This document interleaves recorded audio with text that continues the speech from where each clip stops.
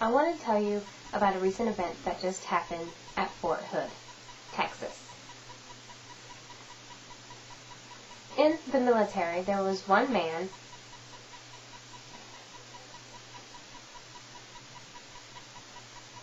he went and he just yelled Allah, and then he started shooting different people. There are different stories. Some say 13, some say 14.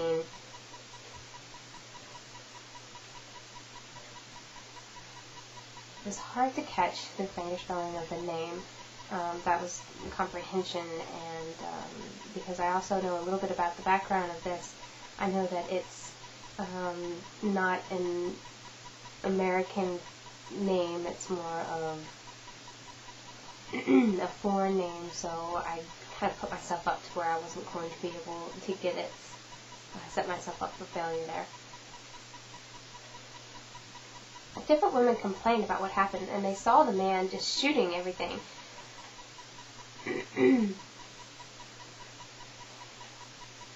And one man stood up, and the shooter shot that man 4 times.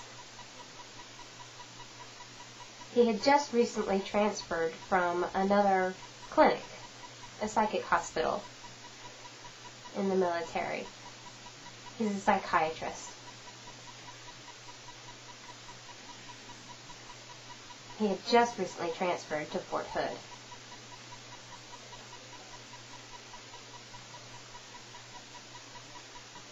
Still a lot of finger spelling that I'm not getting. I'm not catching the finger spelling. It's more, it's quicker than what I can catch because I'm not used to seeing it in the natural flow. And I'm not familiar with all of the names. I don't know if my facial expressions are showing. I hope not.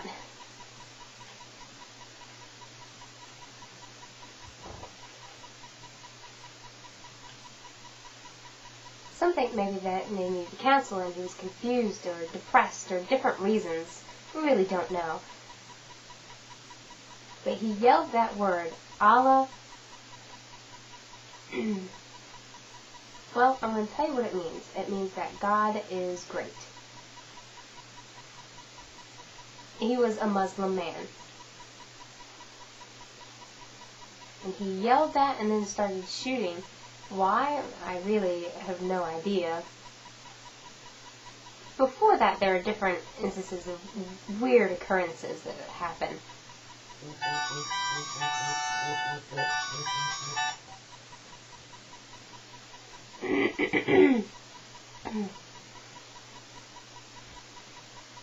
On a fidelity score, I probably think that was probably maybe a 6.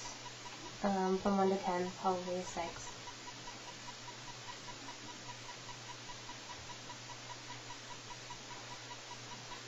Should not be involved in war, should not be involved in killing.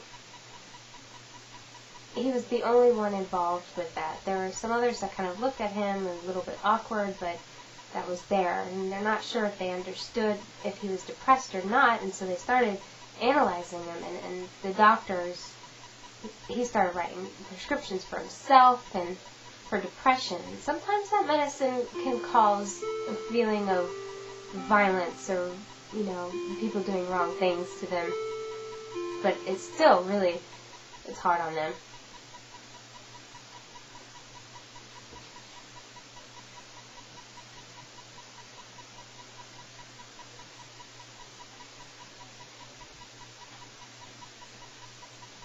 He wanted to quit the military and the war in Iraq and Afghanistan. He was really against it. He was worried that he didn't want to be deported.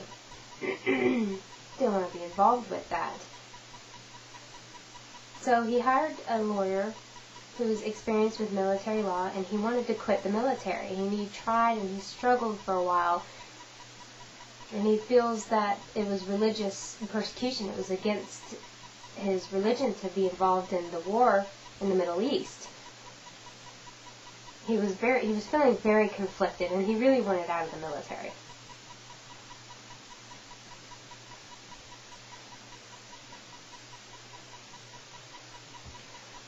before that shooting incident, before that, his Bible, the Quran, it's different from the other Bible, but he would give it out to some of his patients. He would just give out the Quran.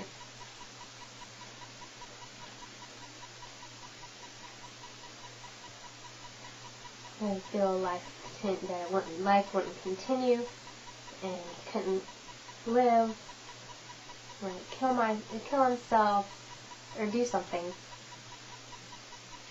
Really, that was before the shooting.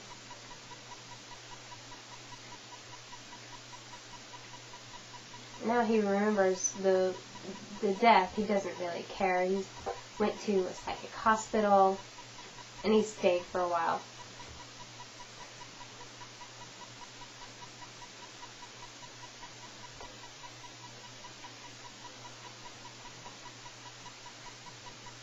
Now he can talk, and they can ask questions. He doesn't know anything, and he's not talking very much. So I moved to another hospital. Before, he was at Fort Hood, and they transferred to another one, and then they transferred him to a different hospital. And still, they don't know why he did all of these things. So he will go to court for killing all of those people.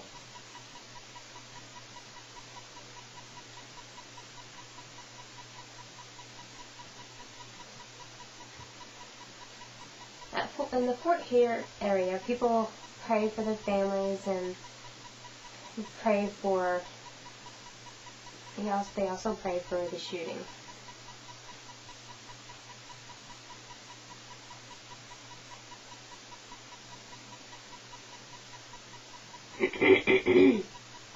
Hello. Recently,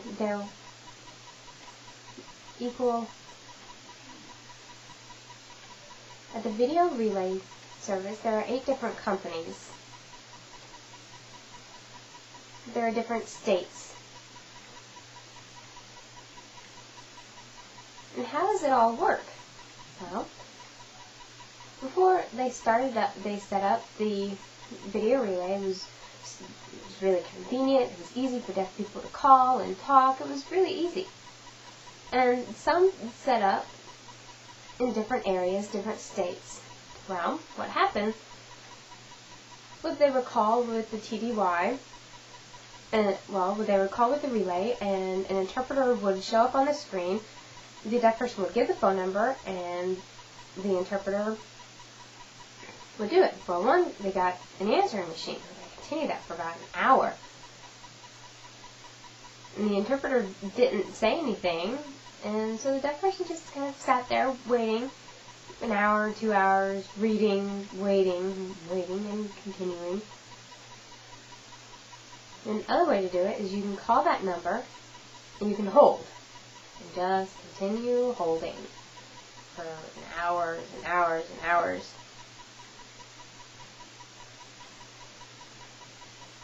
And they can send to different, to World Wide Web. FC can pay different people to call, and it's really fancy. It's really nice that you can call.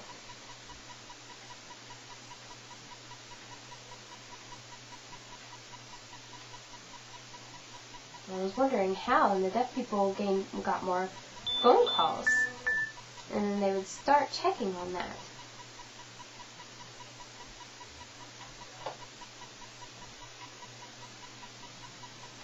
But that overall, I would give myself probably a fidelity score of like a 3, maybe a 4. I wasn't getting the concept of it.